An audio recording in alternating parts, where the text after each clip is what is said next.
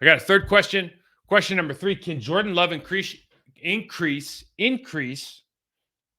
his efficiency over the next month? Right now, Jordan's currently sitting at somewhere around 55% completion percentage. He's got 8 touchdowns, 6 interceptions because he had 3 last week. So that number's a little bit skewed, but it is what it is. He's been sacked 10 times, which is not a terrible number, not a great number, not a terrible number, but we see that Jordan's got all the qualities that you want. You know, he's elusive, he's smart, he's got a great arm, he can throw the ball all over the yard. But offensively, we're kind of near the basement in yards per game. We average just over 280 yards a game, 200 yards passing. The Miami Dolphins, to put in context, are averaging a tick under 500 yards a game. We're averaging 281. The Eagles in second place are averaging almost 400 yards a game.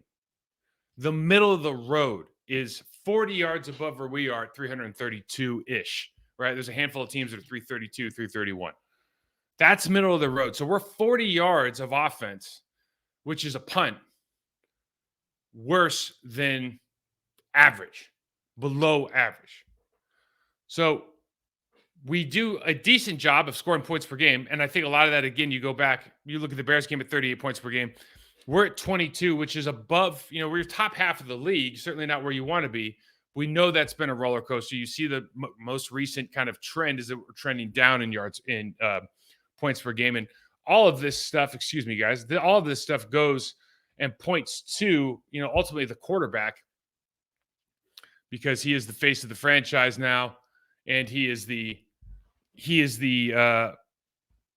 when you're the quarterback in the National Football League, you can have a bad offensive line, you can have no wide receivers, you can have no run, you can have a bad play caller. The buck stops with you because that's the responsibility you take. That's why you get paid the big bucks. I think what you have to do as an organization, and I'm sure they've done this ad nauseum, but we just aren't privy to it, and so we come up with our own conclusions, is you figure out what is Jordan Love good at? Not only in practice, but when the lights come on, what is he really good at? He can make every throw. He's got great speed. He seems to increase efficiency when he does like quick outs, when he does quick middle field throws. He seems to struggle at the deep routes and connecting right now. Not that he doesn't have the arm strength, but he doesn't have the connection necessarily with some of the wide receivers. Hasn't connected on those deep outs that we're used to seeing. Who is his guy? Like, who's that go-to guy? Young players. He's new. Christian Watson was injured. Romeo Doubs is there, but second-year player. Jordan's in his first year. Luke Musgrave, Tucker. These guys are all, first-year guys. So you're just constantly trying to figure out what can these guys do well. And again, when you're struggling in one half of the game, averaging 81 yards on the ground, it takes away from a coverage perspective some of the things you might want to be able to do with a guy like Christian Watson, with a guy like Luke Musgrave. And we're going to get into it with the Denver Broncos. The Denver Broncos, particularly against, the Kansas City Chiefs, the way they play defense and worried about, how Travis Kelce went off. Well, they're playing a lot of shell stuff. When they go, man, they get taken advantage of, even though they have a great secondary. But you can't sit here and say with Jordan Love and this tight end room, with, Christian Watson and Romeo Doubs in that wide receiver room, Jayden Reed, you can't necessarily say you're going to get treated with the same reverence as a Patrick Mahomes, where they just play 5-6 in the box, not really worried about the run game, really worried about getting hurt through the air. How does this Packers offense threaten defensive principles? How does it threaten defensive leverage? And how does Jordan Love play into that? Is he the conductor of the orchestra? Is he the person that everyone's got to get on my back, I'm going to do the heavy lifting? What does that look like? I think the biggest thing is, at this stage, this isn't a Super Bowl team. I think we need to recalibrate, and it's really hard for Green Bay Packer fans. It's even harder inside the locker room, I promise you. For those players to just go like, we are not a Super Bowl caliber team right now. And so we need to see what we have with Jordan Love. We need to take the training wheels off. We need to allow him to make adjustments at the line of scrimmage. We need to allow him to have hand signals and whatnot, all the stuff that Aaron Rodgers wanted, did with his wide receivers. We need to either make the decision that A, that's how Jordan is going to operate. We're going to give him the reins to operate that, or B, he's not that kind of quarterback, and we actually want to use motion. We want to run a more Sean McVay type offense. We want to run a Kyle Shanahan type offense. We want to take some of that, see what the field, Peyton Manning-ish, see what the field looks like and make the adjustments as the quarterback. We want to take that off his plate and we want to run that. But we need to do, it's like Mr. Miyagi, man. You do karate down left side of the road, okay. Karate down right side of the road, okay. Karate down the middle, get squished like grape, right? You got to be all in one way or the other. I think right now when you're just trying to toe the line on a bunch of different stuff, it makes it difficult and you're just not getting a very proper assessment of what you have. I'd love to see what it looks like. And we'll see what, again, coming out of this bye, what kind of decisions they make with that. Question 4 kind of plays in. Are we running offensively, defensively? I'm not going to talk a lot about Rich Bisaccia and the special teams. It's a very, very, very important part of the game, but I just remember I had to be on the wedge, and I had to run against that wedge buster, number 42 for the Denver Broncos back in the 90s and early 2000s, and I don't like to talk about it, to be quite honest with you. It's brutal. Are we running what we're good at or what we know? And I brought this up with Quay Walker last week, talking about, is he a really good 3-4? Like when I look at Quay, and I remember the pre-draft stuff, and like Quay is on a track to be a really good football player. And the problem is he's so talented, and it's so important for him to do certain things in this defense that, like, if when he's making tackles off the line of scrimmage, 8 yards back behind the line of scrimmage, and they're breaking up these runs, and you start looking at it, it's just one of those. There's a lot of people that are having problems in front of him that are causing this, but there's also some things he can improve on, and he's just a very easy person to look at because pops off on tape. He's super athletic. He does a lot of things well, but I'm not sure if he's a 3-4 linebacker. Here's something that people probably don't remember. Like Ray Lewis, the guy, right? Everyone thinks he's the best linebacker in the history of the game. When they moved to a 3-4, when they got rid of Tony Siragusa and Sam Adams, and all of a sudden he didn't have those big guys that could hold off the guards from getting up to the second level, he became a completely different player for a couple of years. Like he really, really struggled in the National Football League. Brian Waters, who was the left guard for the Kansas City Chiefs, was the AFC Player of the Week because he beat up Ray Lewis so bad, and I think it was a Monday Night Football game.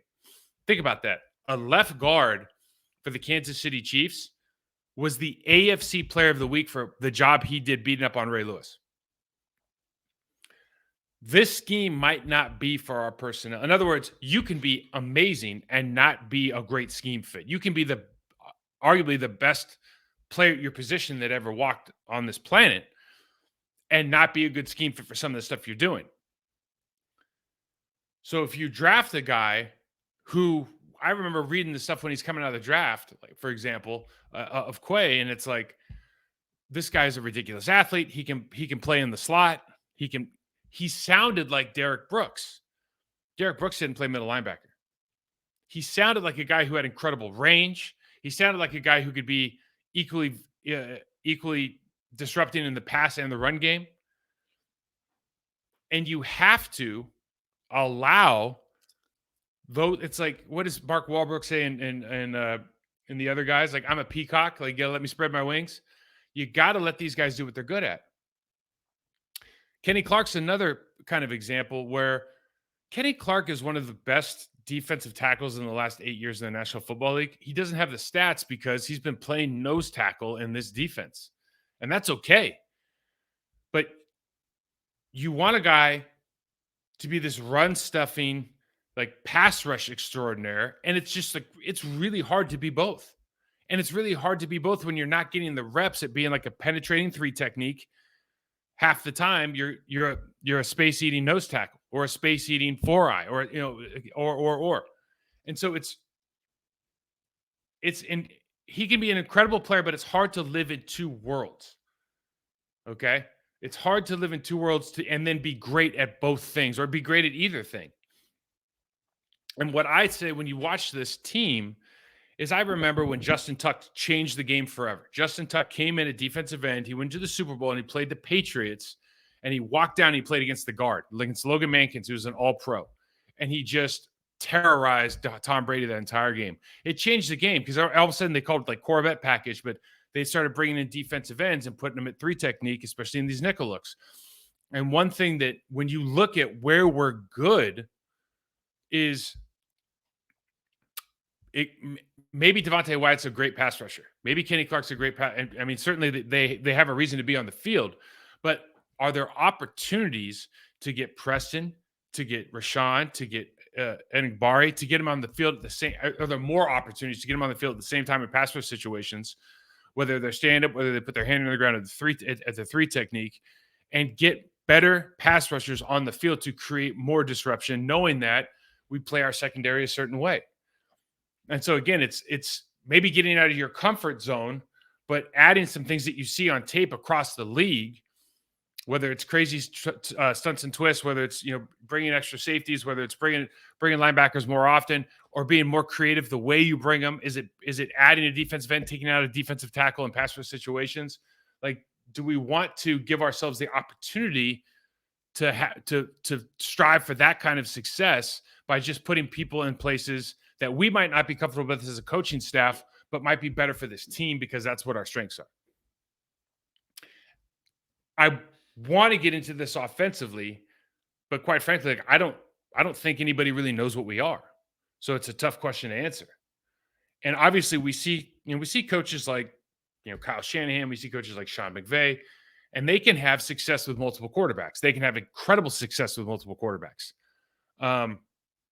And then you see a team like Cincinnati that, I think if Joe Burrow went down, they wouldn't even have they wouldn't be a 500 football team. They might not be a 200 football team. I mean, you just see that person is one of those rare players that's literally like, everybody get on my shoulders. I've got this covered. And no matter what they call, no matter who they put in front of me, no matter who's blocking for me, I'm going to be okay. I'm Joe Cool. I think we're a young team with long-term expectations. And I think maybe it's time to acknowledge that we need to figure this thing out scheme-wise. And I'm good with that. And we were stating that in one of the earlier questions. If they're doing that, I'm just talking about from a player's perspective now. If they're going to do that, that's great. If that's the case, then you have to show remarkable improvement in the techniques that they're using and their ability to win their 1v1 matchups. In other words, if we're going to figure this stuff out, then while we're doing that, let's figure out how to make these guys so good at winning their 1v1s that we just feel comfortable with the decision that we come up with. And I think what you'll find is you're obviously allowed to do a lot more when you've got guys across the board that can win their 1v1 matchups. I mean, right now, if you look on offense, who's doing that? Like, who's winning their 1v1 over and over and over again? Who is winning the physical battle? Whether you think about wide receivers coming and digging out safeties in the run game, wide receiver screens blocking on the perimeter, downhill running game, the single blocks that we talked about, explosive run, like where is this stuff? And obviously, if you're missing a guy like Aaron Jones, who's maybe the linchpin of your offense, a lot of this stuff's going to go away, but you should have more than you do. And you see other teams turn wide receiver screens into explosive plays. You see other teams turn downhill runs to an explosive play, screens into explosive. Like, you have to win the physical the battle. You have to win your 1v1 matchups in order for these things to happen. And if they're not happening, it can't all be just like the scheme you're running, the plays you're calling. It's got to be part of the execution. And so, again,